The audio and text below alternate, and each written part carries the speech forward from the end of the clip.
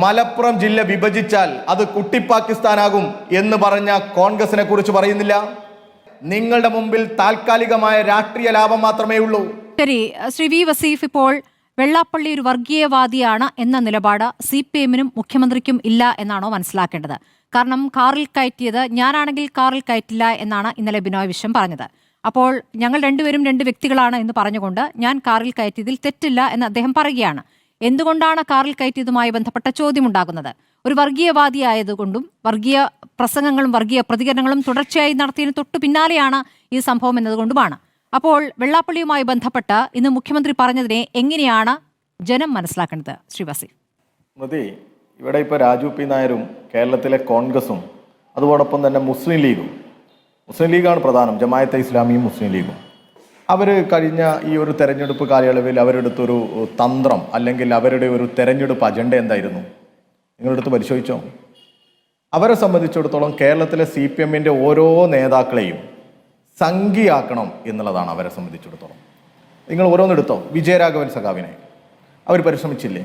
എത്രത്തോളം അവരുടെ ഹാൻഡിലുകളിൽ നിന്ന് തുടർച്ചയായി വിജയരാഘവൻ സഖാവ് സംഘിയാണ് എന്ന് അങ്ങ് ആഞ്ഞ് പറയാൻ ഉറപ്പിക്കാൻ വേണ്ടി അവർ എത്രയെത്ര മാർഗങ്ങൾ ഉപയോഗിച്ചു. സഖാവ് M സ്വരാജിനെ പോലും പുതിയ കാലഘട്ടത്തിലെ ചെറുപ്പക്കാർക്ക് പ്രത്യേകിച്ച് ഏറ്റവും രൂക്ഷമായ ഭാഷയിൽ സംഘപരിവാരത്തിനെതിരെ നിരന്തരമായി സംസാരിക്കുന്ന ആളുകളാണ് വിജയരാഘവൻ സഖാവും സ്വരാജുമൊക്കെ. പോട്ടെ, ഇപ്പം അടുത്ത് നോക്കൂ നിങ്ങൾ, ഇന്ത്യയിലെ CPM-ന് ഇന്ത്യയിലെ മതനിരപേക്ഷവാദികൾക്ക് പ്രതീക്ഷ നൽകുന്ന തരത്തിൽ രാജ്യത്തിൻ്റെ പാർലമെന്റിനകത്ത് സംഘപരിവാരത്തിനെ, RSSനെ, അമിത്ഷായെ ഇന്ന് പോലും ഏറ്റവും രൂക്ഷമായി വിമർശിക്കുന്ന സഖാവ് ജോൺ ബ്രിട്ടാസിനെ ഉൾപ്പെടെ, അതായത് ഈ സ്വരാജ് ആയാലും ജോൺ ബ്രിട്ടാസ് ആയാലും വിജയരാഘവനായാലും കേരളത്തിലെ ന്യൂനപക്ഷ വിഭാഗങ്ങൾക്ക്, എല്ലാ മതസ്ഥർക്കും, മതനിരപേക്ഷ വിശ്വാസികൾക്കൊക്കെ വലിയ ആവേശവും പ്രതീക്ഷയുമുള്ള നേതാക്കന്മാരാണ് എന്നുള്ളത് എല്ലാവർക്കും അറിയാമായിരുന്നു. അങ്ങനെയുള്ള നേതാക്കന്മാരെ ബോധപൂർവമായി സംഘിപ്പട്ടം ചാർത്തിക്കൊടുക്കാൻ മുന്നിൽ നിൽക്കുന്നത് ആരായിരുന്നു? അത് ജമാഅത്തെ ഇസ്ലാമിയെ രൂക്ഷമായി വിമർശിക്കുന്ന വേളയിൽ അന്ന് തുടങ്ങി ഇങ്ങോട്ട് ഏറ്റവും ബോധപൂർവമായി അതിങ്ങനെ എണ്ണി വെച്ചുകൊണ്ടിരിക്കുക, ചാപ്പകുത്തുക കേരളത്തിലെ CPM നേതാക്കന്മാർക്ക് മുകളിൽ. നമ്മളത് കണ്ടുകൊണ്ടിരുന്നതാ. എന്തിന് KPA മജീദ് സാക്ഷാൽ ജോൺ ബ്രിട്ടാസിനെ വിളിച്ചത് മുന്ന എന്നുള്ളതാണ്. അതെന്തുകൊണ്ടാണ് വിളിക്കാൻ കാരണം?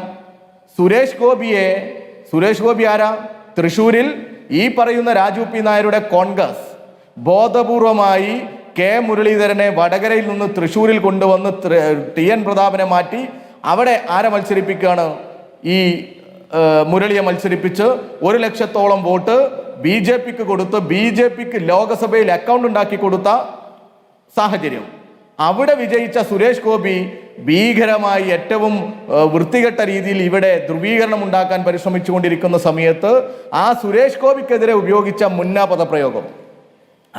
പദപ്രയോഗം എടുത്ത് KPA മജീദ് എന്ന് പറയുന്ന മുൻ മുസ്ലിം ലീഗിന്റെ സംസ്ഥാന ജനറൽ സെക്രട്ടറിയും ഇപ്പോൾ MLA-യും ഒക്കെ ആയിരിക്കുന്ന മുതിർന്ന നേതാവ് ഫേസ്ബുക്കിൽ ആർക്ക് ചാർത്തി കൊടുക്കുക? ജോൺ ബ്രിട്ടാസിന് ചാർത്തി കൊടുക്കുക. ഇത് ഏതെങ്കിലും ഒരു പ്രത്യേക സാഹചര്യത്തിൽ ഉണ്ടായതാണ് എന്ന് നമുക്ക് കരുതാൻ പറ്റുമോ? സ്വരാജിനെ കുറിച്ച് പറഞ്ഞത് മറന്നുപോയോ നിങ്ങൾ? ഈ വിജയരാഘവൻ സഖാവിനെ കുറിച്ച് മറന്നുപോയോ നിങ്ങൾ? ഇവരൊക്കെ പറയുന്നത് പോലെ ഈ കേരളത്തിൽ പ്രവർത്തിക്കാൻ പറ്റുമോ? ഇവരെന്തുകൊണ്ട് മലപ്പുറം ജില്ല വിഭജിച്ചാൽ അത് കുട്ടി പാകിസ്ഥാനാകും എന്ന് പറഞ്ഞ കോൺഗ്രസിനെ കുറിച്ച് പറയുന്നില്ല?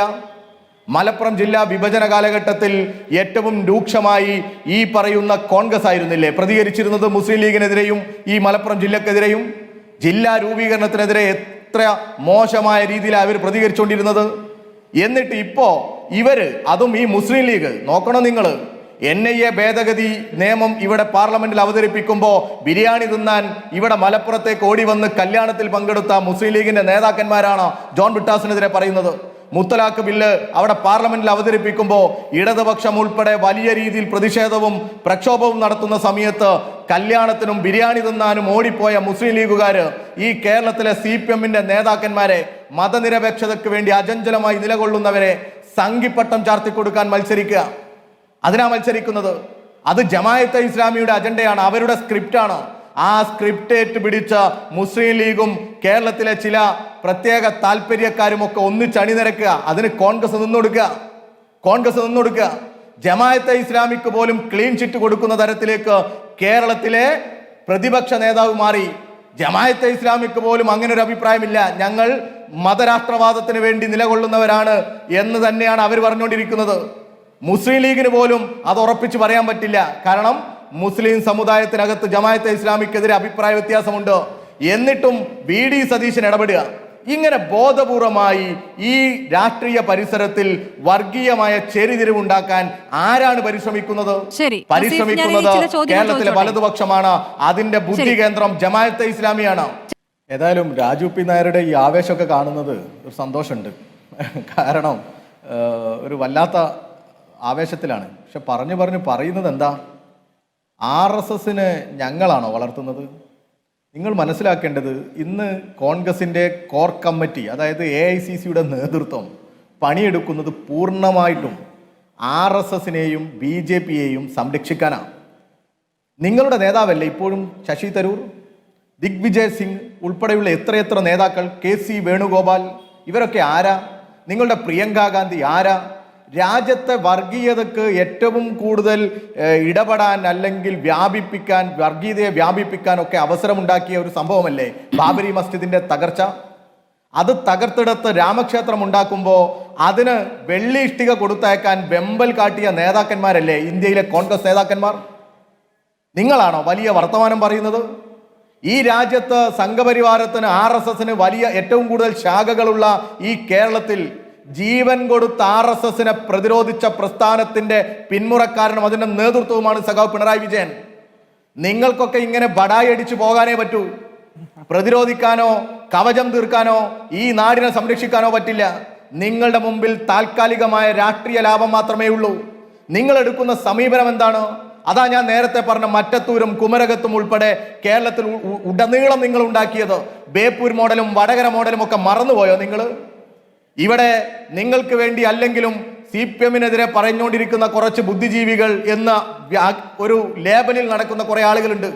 അവരുടെ ആഗ്രഹം എല്ലാ കാലത്തും CPMനെയും CPMന്റെ അപ്പുറത്തേക്ക് പിണറായി വിജയനെയും അങ്ങ് തീർത്തു കളയണമെന്ന.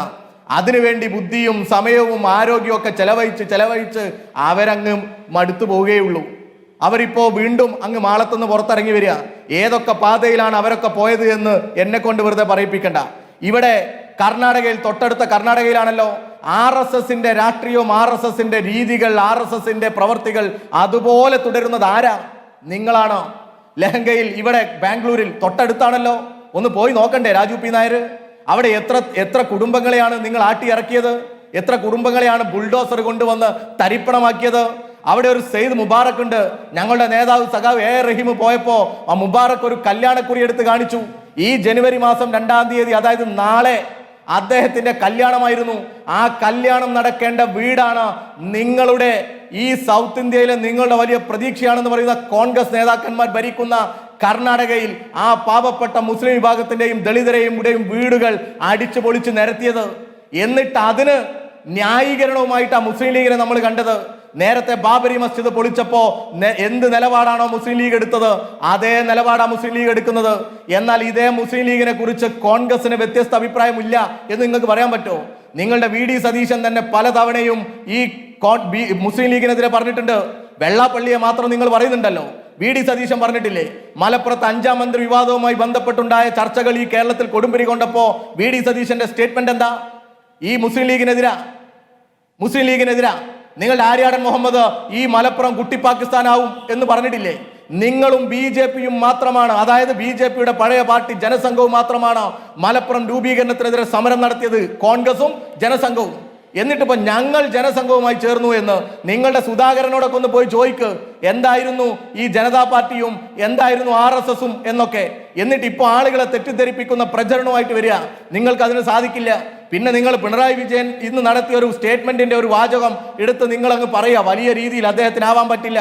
നിങ്ങൾ കാണേണ്ടത് ഞങ്ങൾ ഈ തെരഞ്ഞെടുപ്പിൽ ഒരു വർഗീയതയുമല്ല വികസനവും ക്ഷേമവും പറഞ്ഞ ജനങ്ങളെ സമീപിക്കുന്നത്.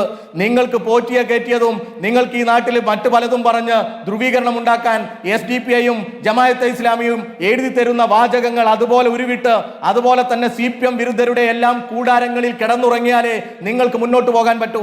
ഞങ്ങൾ ഈ നാടിനോട് പറയുന്നത് 10 വർഷം മുമ്പുള്ള ഉമ്മൻചാണ്ടിയുടെ ഭരണവും ഈ കഴിഞ്ഞ 10 വർഷ കാലയളവിൽ കേരളത്തിൽ ഇടതുപക്ഷം നടത്തിയ ഭരണവും താരതമ്യം ചെയ്യണമെന്ന 4,71,412 പേർക്ക് നിങ്ങൾ നേരത്തെ പറഞ്ഞല്ലോ കിടപ്പാടത്തെക്കുറിച്ചും കുടിലുകളെ കുറിച്ചുമൊക്കെ ആ സാധാരണ മനുഷ്യർക്ക് 4,71,412 മനുഷ്യർക്ക് വീടുണ്ടാക്കി കൊടുത്ത ഒരു ഭരണ സംവിധാനത്തിന്റെ നേതാവാണ് കേരളത്തിന്റെ പ്രിയങ്കരനായ മുഖ്യമന്ത്രി സഖാവ് പിണറായി വിജയൻ. നിങ്ങളുടെ മുഖ്യമന്ത്രി ഉമ്മൻചാണ്ടിയോട് അന്ന് കോടിയേരി ബാലകൃഷ്ണൻ ചോദിച്ചിരുന്നു അന്ന് 2016 ഫെബ്രുവരി മാസം എത്ര വീടുണ്ടാക്കി കൊടുത്തു എന്ന്. അന്ന് നിങ്ങളുടെ നേതാവ് കൊടുത്ത കണക്ക് 4,182. നിങ്ങൾക്ക് വീടുണ്ടാക്കാനോ റോഡുണ്ടാക്കാനോ സ്കൂൾ ഉണ്ടാക്കാനോ പാഠപുസ്തകങ്ങൾ കൊടുക്കാനോ പരീക്ഷകൾ നടത്താനോ ഒന്നും സാധിച്ചിട്ടുണ്ടായിരുന്നില്ല. നിങ്ങൾക്ക്